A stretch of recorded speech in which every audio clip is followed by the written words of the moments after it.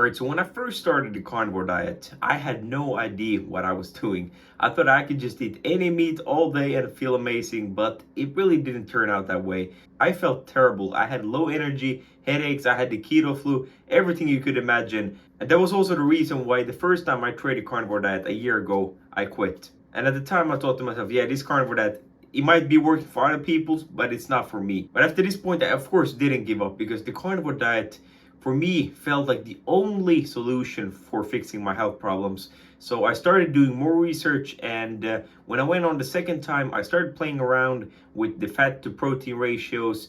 I try to play around with the calorie intakes to see what do I work best on. And I did the same thing with electrolytes and salt intake, because you trying out what works for you, that is the only way to success. My name is Felix, and after a lot of trial and error, I found what works for me. And my goal in this video is to help you be able to find what can work for you, and how can you find this out, what could be a good fat to protein ratio, and how can you start experimenting with what you will feel the best on. Alright, so this is a very simple chart of different nutrients, and here we have macronutrients and micronutrients. And today I want to talk more about the macronutrients. So here we have carbohydrates, we have proteins, and we have fats. And a thing which many average people don't know is that there is no essential carbohydrate. So the only thing you really need to thrive and survive are protein and fats. So proteins are going to be your building blocks, and fats is going to be your energy. And of course, fats are so much more than just energy, but just to give you a simple view of this. And carbohydrates works as energy as well, but there is nothing from carbohydrates that you really need. So what we are going to focus on is just protein and fats, and that is essentially what the carnivore diet is. So why eat zero carbs? Well, first of all, you don't need them for anything, and they are not needed even for optimal health. And I think many of you are realizing that the food pyramid was the biggest scam that we have ever encountered on this earth. And if you want to start the carnivore diet, but you feel scared, and you feel that you want to include some carbs, I will tell you that it's not necessary. Including carbs, even a little bit of carbs, is just detrimental for your progress, and you will be a lot better off not including any carbs and just using fat as a fuel source. But if you feel that you somehow need these carbohydrates, I just want to tell you that you really don't need them. And when you start the carnivore diet, it's best to go zero carbs. And the reason for this is that your body is really not efficient at using two different fuel sources at a time.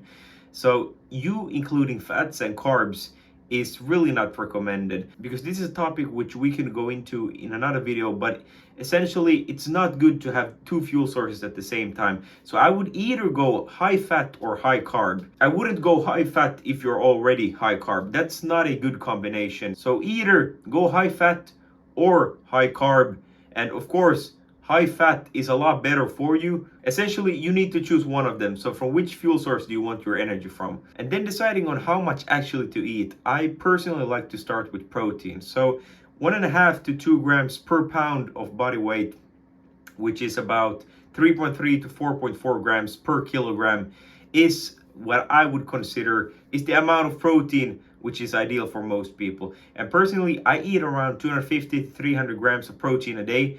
But I'm a pretty big guy. I'm 6'2". Hopefully I will grow a little bit taller with the carnivore diet. But I'm also very active. I weigh around 200 pounds, and of course at the moment I'm trying to build muscle.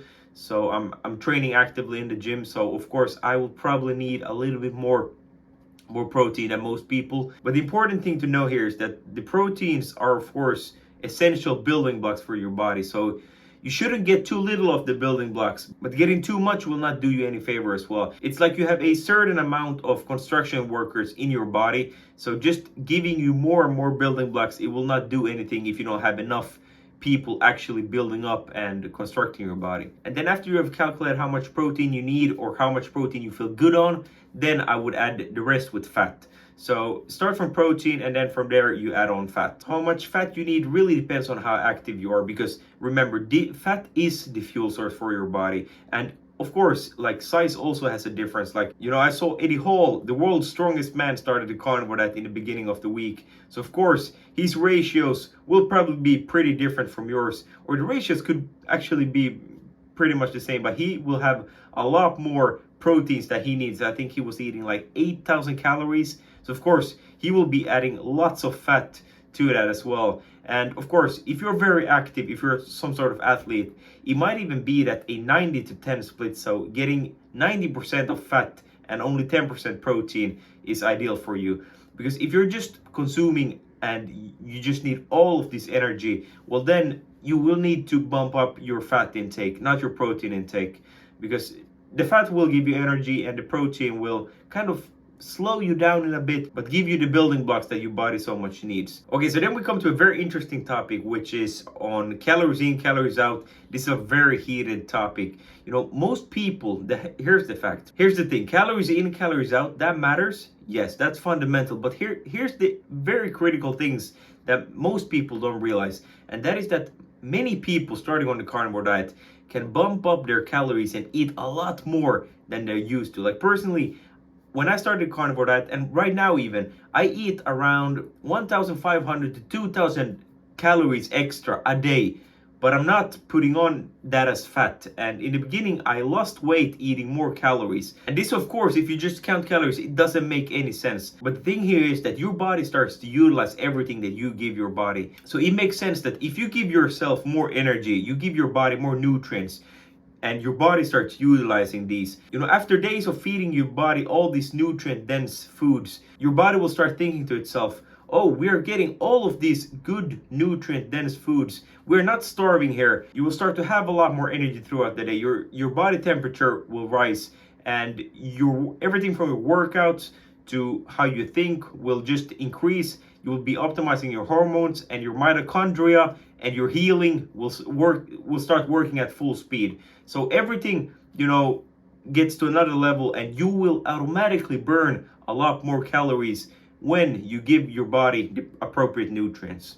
And once again, I want to touch on how important fat actually is, because it's not only for energy production, it plays such an important role in everything from your brain to your body to your hormone production. Without enough dietary fat, your body will be in a stressed state, and it will prioritize producing cortisol over other vital hormones like testosterone. And this is called the pregnenolone steal. I'm not 100% sure how to pronounce it because I've just been researching and reading lots of papers. But if you're interested, I would 100% look into that, because that is very interesting how your body will essentially produce cortisol over these other different hormones if you don't get enough fat. So if fat is the most important thing on a carnivore diet, how can you increase the fat you're getting? Because, you know, protein, it's easy to overconsume of protein. You get quite a lot of protein on the carnivore diet, but how do you get enough fat? Personally, for me, I think butter, ghee, tallow, those are all fantastic ways to just up your protein intake. So